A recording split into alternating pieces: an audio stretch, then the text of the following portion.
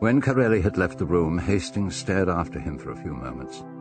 "I say, Poirot," he asked finally, "what do you think he meant by that?"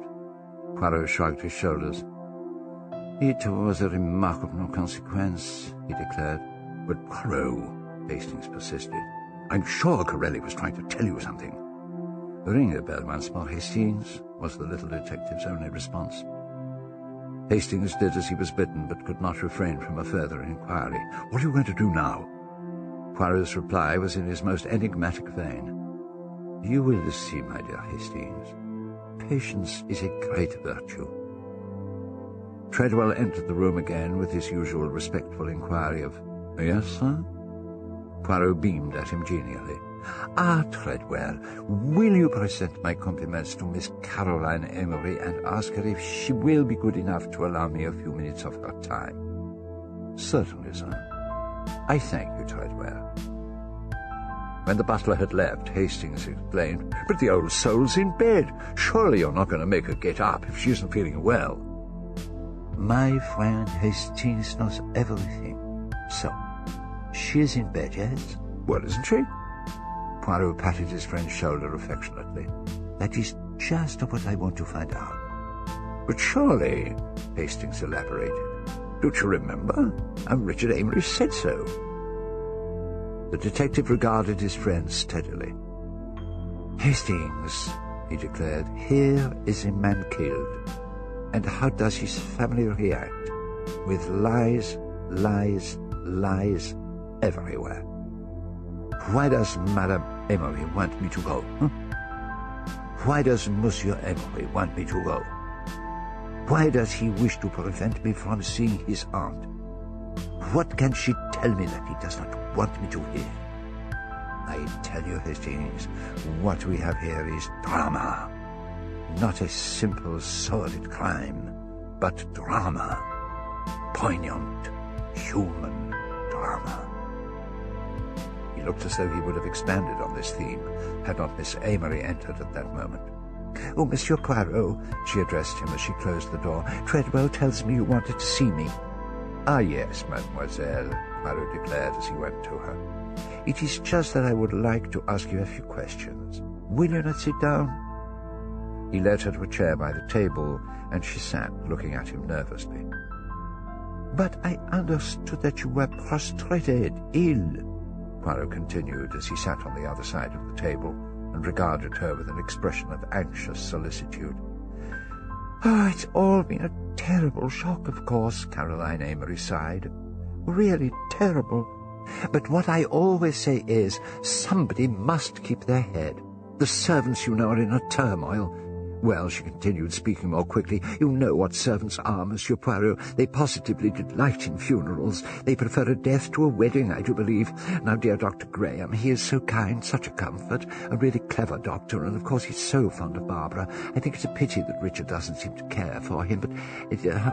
what was I saying? Oh, yes, Dr. Graham, so young, and he quite cured my neuritis last year. Not that I'm often ill. Now, this rising generation doesn't seem to be at all strong, and there was poor Lucia last night having to come out from a dinner feeling faint. And, of course, poor child, she's a mass of nerves. And what else can you expect with Italian blood in her veins? Though she was not so bad, I remember, when her diamond necklace was stolen." Miss Amory paused for breath. Poirot, while she was speaking, had taken out his cigarette case and was about to light a cigarette. But he paused and took the opportunity to ask her, "Madame Amory's diamond necklace was stolen? When was this, mademoiselle?" Miss Amory assumed a thoughtful expression. "Let me see, it must have been... yes, it was 2 months ago, just about the same time that Richard had such a quarrel with his father." Poirot looked at the cigarette in his hand. You permit that I smoke, mademoiselle?" he asked. And on receiving a smile and a gracious nod of assent, he took a box of matches from his pocket, lit his cigarette, and looked at Miss Amory encouragingly. When that lady made no effort to resume speaking, Poirot prompted her. "I think you are saying that Monsieur Amory quarrelled with his father," he suggested. "Oh, it was nothing serious," Miss Amory told him. "It was only over Richard's debts. Of course, all young men have debts, although indeed Claude himself was never like that. He was always so studious, even when he was a lad. Later, of course, his experiments always used up a lot of money. I used to tell him he was keeping Richard too short of money, you know. But yes, about 2 months ago they had quite a scene, and what with that and Lucia's necklace missing and her refusing to call in the police, it was a very upsetting time, and so absurd, too. Nerves, all nerves. "You are sure that my smoke is not deranging you, mademoiselle?" asked Poirot, holding up his cigarette. "Oh, no, not at all," Miss Amory assured him. "I think gentlemen ought to smoke."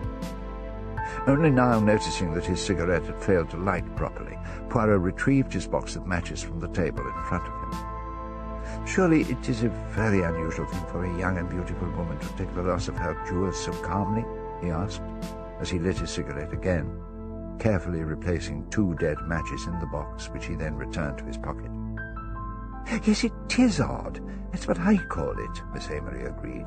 "Distinctly odd. But there, she didn't seem to care a bit. Oh dear, here I am gossiping on about things which can't possibly interest you, Monsieur Poirot." "But you interest me enormously, mademoiselle," Poirot assured her. "Tell me, when Madame Amory came out from dinner last night feeling faint, did she go upstairs?" "Oh, no," replied Caroline Amory. "Oh, she came into this room. I settled her here on the sofa, and then I went back to the dining room, leaving Richard with her. Young husbands and wives, you know, Monsieur Poirot. Not that young men are nearly so romantic as they used to be when I was a girl. Oh, dear. I remember a young fellow called Aloysius Jones. We used to play croquet together. Foolish fellow, foolish fellow. Oh, but there, I'm wandering from the point again.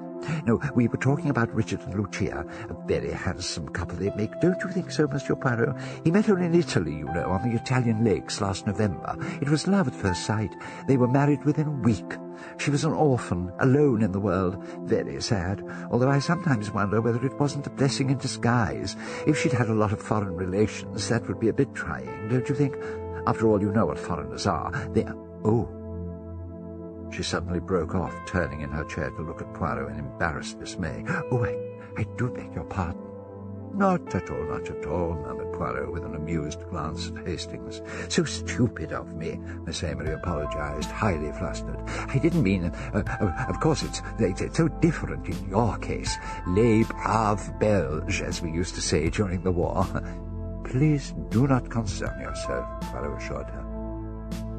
After a pause, he continued, as though her mention of the war had reminded him. "I believe, that is, I understand that the box of drugs above the bookcase is a relic of the war. You were all examining it last night, were you not?" "Yes, that's right, so we were." "Now, how did that come about?" inquired Poirot.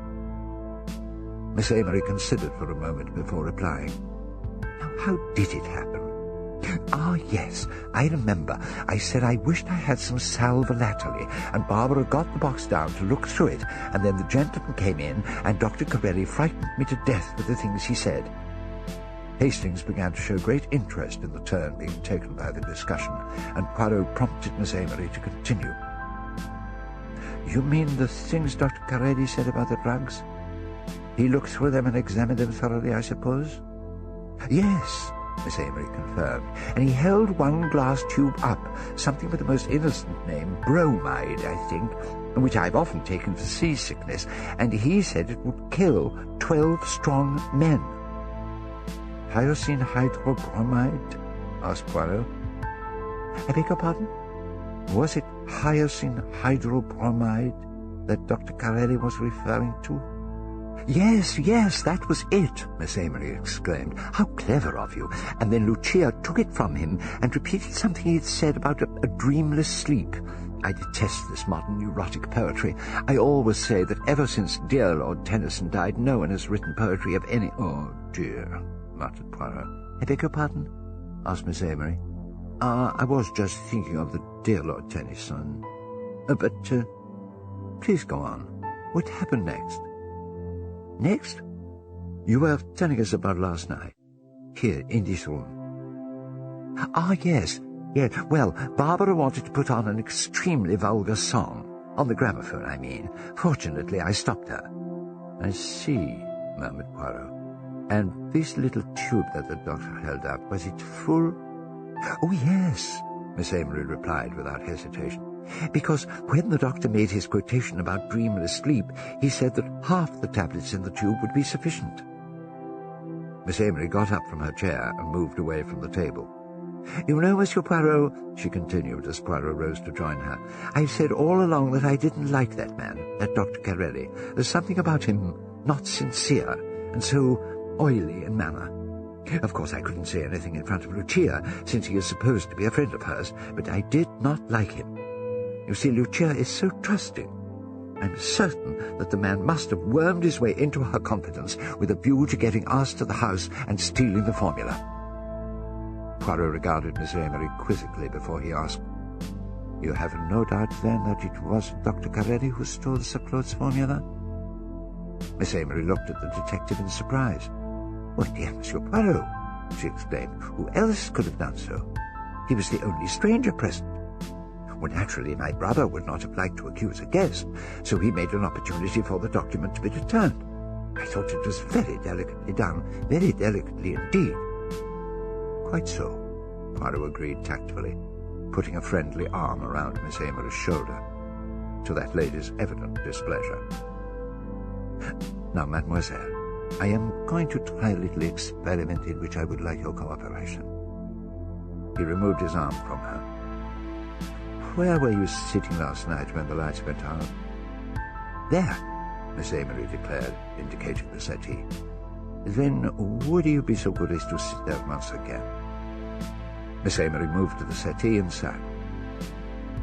Now, mademoiselle, announced Poirot, I want you to make a strong effort of the imagination. Shut your eyes, if you please. Miss Amory did as she was asked. That is right, Poirot continued. Now, imagine that you are back again where you were last night. It is dark. You can see nothing. But you can hear. Throw yourself back. Interpreting his words literally, Miss Amory flung herself backwards on the settee. No, no, said Poirot. I mean, throw your mind back. What can you hear? That is right, cast your mind back. Now, tell me what you hear in the darkness. Impressed by the detective's evident earnestness, Miss Amory made an effort to do as he requested. Pausing for a moment, she then began to speak slowly and in jerks. Gasps, she said. A lot of little gasps, and then the noise of a chair falling and a metallic kind of clink. Was it like this? Asked Poirot, taking a key from his pocket and throwing it down on the floor. It made no sound, and Miss Amory, after waiting for a few seconds, declared that she could hear nothing. Well, like this, perhaps. Poirot tried again, retrieving the key from the floor and hitting it sharply against the coffee table. Why, that's exactly the sound I heard last night, Miss Amory exclaimed. How curious. Continue, I pray, mademoiselle, Poirot encouraged her. Well, I heard Lucia scream and call out to Sir Claude, and then the knocking came on the door. That was all? You are sure? Yes, I think so. Oh, wait a minute. No, right at the beginning, there was a curious noise, like the tearing of silk. Somebody's dress, I suppose. Whose dress, do you think? Asked Poirot. Well, it must have been Lucia's. It wouldn't have been Barbara's, because she was sitting right next to me, here. That is curious, murmured Poirot thoughtfully. And that really is all, Miss Amory concluded. May I open my eyes now? Oh, yes, certainly, mademoiselle. As she did so, Poirot asked her, Who poured out Sir Claude's coffee? Was it you? No, Miss Amory told him. Lucia poured out the coffee. When was that exactly? It must have been just after we were talking about those dreadful drugs. Did Mrs. Amory take the coffee to Sir Claude herself? Caroline Amory paused for thought. No, she finally decided. No? Asked Poirot. Then who did? I don't know. I'm not sure. Let me see now. Oh, yes, I remember. Sir Claude's coffee cup was on the table beside Lucia's own cup. I remember that because Mr. Raynor was carrying the cup to Sir Claude in the study, and Lucia called him back and said he had taken the wrong cup, which was really very silly because they were both exactly the same, black without sugar. So, Poirot observed, Monsieur Raynor took the coffee to Sir Claude. Yes, or at least... No, that's right. No, Richard took it from him because Barbara wanted to dance with Mr. Raynor. Oh, so Monsieur Amory took the coffee to his father.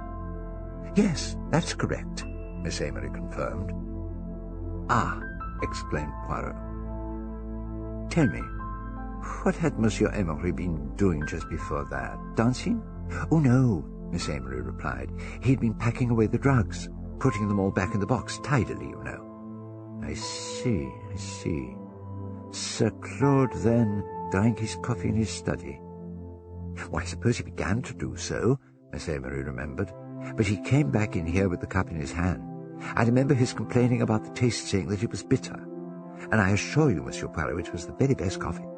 I mean, a special mixture that I had ordered myself from the Army and Navy stores in London.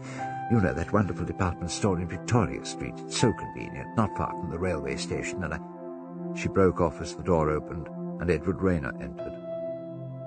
"Am I interrupting?" the secretary asked. "I'm so sorry. I wanted to speak to Monsieur Poirot, but I can come back later." No, declared Poirot. "I have finished putting this poor lady upon the rack." Miss Amory rose. "I'm afraid I haven't been able to tell you anything useful," she apologized as she went to the door. Poirot rose and walked ahead of her. "You have told me a great deal, mademoiselle." "More than you realize, perhaps," he assured Miss Amory as he opened the door for her.